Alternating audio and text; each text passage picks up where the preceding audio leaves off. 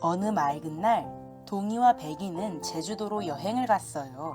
산과 바다, 아름다운 풍경들에 절로 우와 하는 소리가 났죠. 동이와 백이가 돌담길을 돌며 산책을 하는데 누군가 얘들아 하는 소리가 났어요.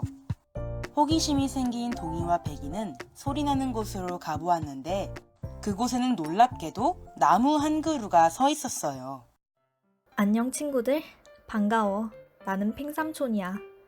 우리나라에서 가장 크고 아름다운 섬인 제주도가 나의 집이지. 안녕하세요, 팽삼촌. 우와, 근데 이름이 팽이에요? 신기하다. 그리고 왜 삼촌이라 부르는 거예요? 사실 나는 사람이 아니라 팽나무야. 그것도 나이가 아주 많은 팽나무지.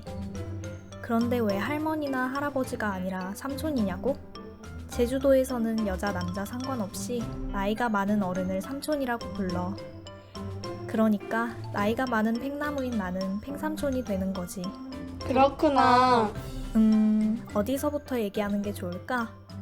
일단 내가 어떤 사람인지, 아니, 어떤 나무인지부터 얘기해 줄게. 나는 물기가 많은 축축한 땅에서도 물기가 너무 없어 건조한 땅에서도 잘 살 수 있어. 그래서 제주도를 비롯한 바닷가 지역에서는 어렵지 않게 나를 찾을 수 있지. 하지만 흔하다고 해서 내가 귀하지 않은 나무는 아니야. 나는 대부분 마을의 어귀나 중심에 서 있는데 그건 마을 사람들이 나를 마을의 풍요와 안녕을 상징하는 마을나무로 임명해줬기 때문이야. 그래서 내 옆에는 신을 모셔놓고 제사를 지내는 당집이 있는 경우가 많단다. 사람들이 팽삼촌을 부담스러워하진 않았나요? 물론이지.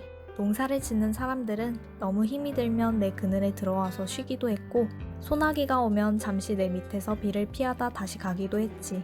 마을 사람들의 만남의 장소 역할도 되어줬단다. 그만큼 나는 마을 사람들이 친근하게 소중하게 여기는 나무였어. 듣기만 해도 기분이 좋아져요. 팽삼촌이 있던 마을은 늘 평화롭고 행복했을 것 같아요. 그랬으면 좋았겠지만 늘 평화롭고 행복한 나날만 계속된 건 아니었어.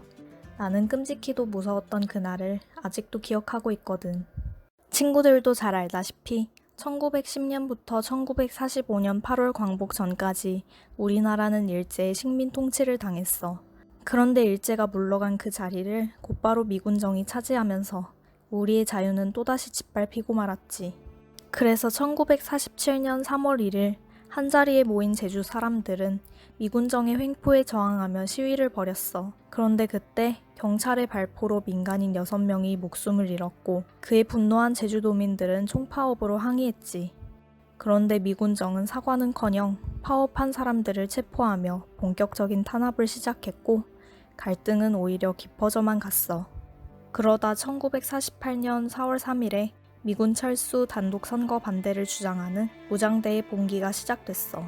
그들은 미군정의 강력한 진압에도 투쟁을 멈추지 않았지. 그러자 1948년 11월 17일 제주 전역에 계엄령이 선포됐고 이후 무장대와 토벌대의 무력 충돌이 계속됐는데 그 과정에서 3만 명에 이르는 무고한 제주도 사람들이 목숨을 잃고 말았단다. 군인들은 산이나 동굴 속에 숨어있는 사람들이 모두 바닷가로 나오게 하려고 온 제주도에 불을 질렀고 그때 100개도 넘는 마을들이 전부 사라져버렸어.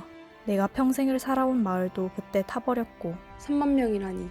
잘 상상이 안 돼요. 그렇게 많은 마을이 사라질 정도의 불길이면 제주도가 온통 붉은색이었겠어요. 실제로 제주도를 불태우라고 명령한 사람들은 제주도를 레드 아일랜드라고 불렀어. 자라면 자랄수록 속이 텅 비는 나무인 나는 수많은 마을과 나무와 사람들이 죽어가던 때에도 쓸모없다는 이유로 살아남을 수 있었어.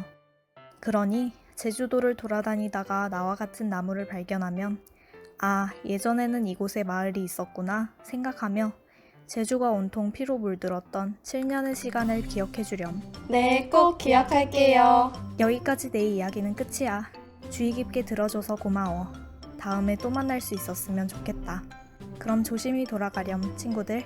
네, 그럼 다음에 또 만나요, 팽삼촌.